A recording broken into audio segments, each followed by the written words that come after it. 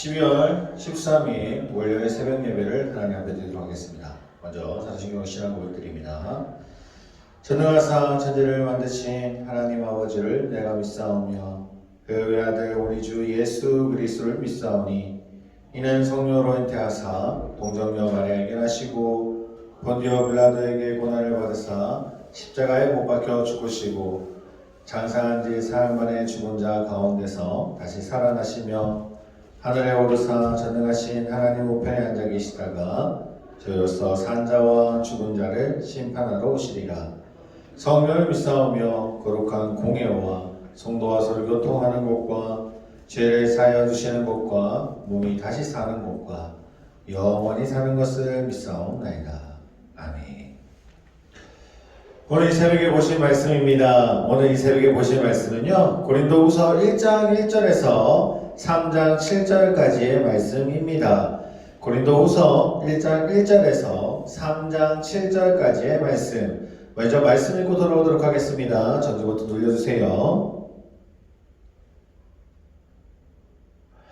말씀 다 읽으셨으면 오늘 본문 말씀 보도록 하겠습니다. 오늘 본문 말씀은 1장 12절에서 17절까지의 말씀입니다.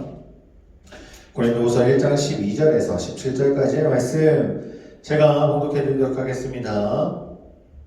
우리가 세상에서 특별히 너희에 대하여 하나님의 거룩함과 진실함으로 행하되 육체의 지혜로 하지 아니하고 하나님의 은혜로 행함은 우리 양심이 증언하는 바니 이것이 우리의 자랑이라. 오직 너희가 읽고 아는 것 외에 우리가 다른 것을 쓰지 아니하노니 너희가 완전히 알기를 내가 바라는 것은 너희가 우리를 부분적으로 알았으나 우리 주 예수의 날에는 너희가 우리의 자랑이 되고 우리가 너희의 자랑이 되는 그것이라. 내가 이 확신을 가지고 너희로 두 번 은혜를 얻게 하기 위하여 먼저 너희에게 이르렀다가 너희를 지나 마게도냐로 갔다가 다시 마게도냐에서 너희에게 가서 너희의 도움으로 유대로 가기를 계획하였으니 이렇게 계획할 때에 어찌 경솔히 하였으리요. 혹 계획하기를 육체를 따라 계획하여 예예 하면서 아니라 하는 일이 내게 있겠느냐.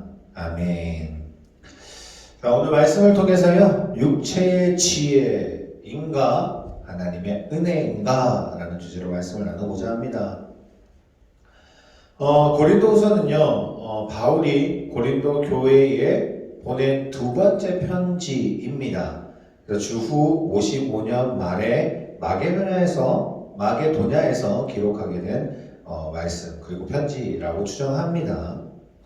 바울은 55년 초 에베소서에서 이제 고린도 전서를 기록한 후에 이제 디도의 편에서 이제 그 편지를 보내게 되고 고린도 교회를 살펴보도록 하게 되죠.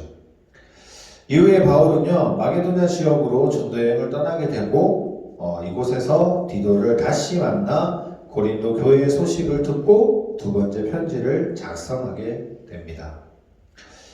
이런 바울은요, 고린도 교회 내에 있는 그 거짓 사도들, 그 내용들에 대해서 반박하고 있는 내용과 그리고 고린도 교회의 교인들과 자신의 관계를 개선하는 것, 그리고 교회의 회개를 촉구하고 예루살렘 교회의 가난한 성도들을 위해서 헌금을 독려하기 위해서 이 고린도 후서를 작성하였습니다.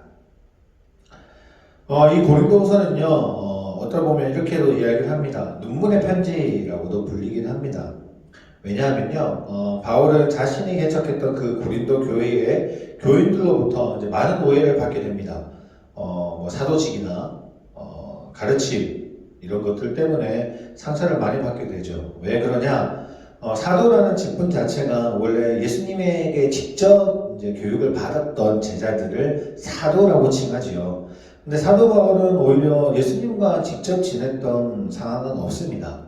없다 보니까 이제 거짓 사도라고 하죠. 이 고린도 교회에 거짓 사도들이 들어와서 이 바울에 대한 사도직을 이제 걸고 넘어지는 겁니다. 그리고 그들이 가르쳤던 것, 그 가르침과 이제 사도 바울이 가르쳤던 가르침이 다른 것에 대한 부분들을 통해서 이제 바울을 공격을 하죠. 그것 때문에 많은 성도들이 고린도 성도들이 이제 사도 바울을 오히려 공격하는 그런 상황들이 발생하게 됩니다. 그래서 그런 것에 대해서 이제 바울은 상처를 받았지만 그래도 그들의 사랑하는 마음을 담아서 이런 편지를 보내게 되고 그 사랑 안에서 그를 건면하고 있고 그리고 그들을 바로 세우고자 했던 마음이 담겨져 있는 것이 바로 고린도 후서다라고 볼 수 있는 것이죠. 어쨌든 오늘 본문의 내용을 보면 이제 사도 바울은요 그들에게 육체의 지혜와 하나님의 은혜 이 두 가지를 대조적인 말을 사용함으로써 자신의 삶들의 모습을 설명하고 있죠.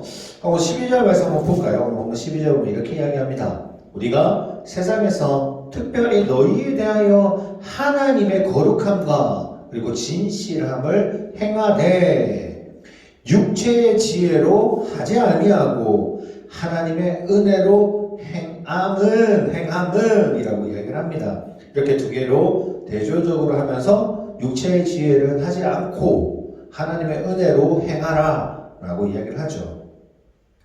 육체의 지혜가 이제 자신을 의지하고 그리고 자신의 유익과 만족만을 위해 살아가는 것을 바로 육체의 지혜다 라고 합니다. 하나님의 은혜는 하나님께 모든 것을 맡기고 하나님의 능력 가운데 살아가는 삶을 의미하는 것이겠죠. 하나님의 은혜로 사는 성도는요, 결국 자신을 위해서 사는 것이 아닙니다. 철저하게 하나님의 영광을 드러내고 하나님의 뜻을 이루고 살아가는 사람이 바로 이 하나님의 은혜 가운데 살아가는 사람들이겠죠. 바울은 하나님의 은혜에 사로잡혔던 제자다라는 것을 이야기하면서 그렇다면 그리스도인으로서는 이제 지금 어떻게 붙들려 있어야 될까라고도 이제 자신에 대해서 질문을 하고 있죠. 만약 나의 욕망이나 나의 욕심이 삶 속에서 나타나게 된다면 결국 육체의 지혜를 살아가는 자가 될 것입니다.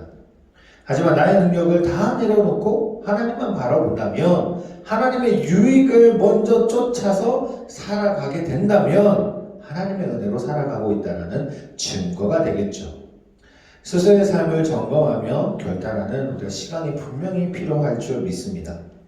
오늘 고린도 교회의 사람들에게도 지금 그런 거죠. 자신의 유익과 자신의 생각과 자신의 지혜로 쫓는 것이 아니다.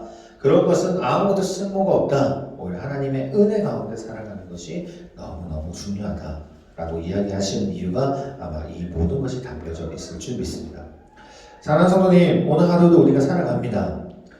어떻게 보면 세상의 지혜가 분명히 필요하겠죠. 왜냐하면 일을 하거나 우리가 살아가거나 어떤 일을 모든 것을 이제 움직이게 하기 위해서는요 세상의 지혜가 분명히 필요합니다. 그러나 우리의 삶 속에서는요 그 세상의 지혜로 살아가지 않기를 바랍니다.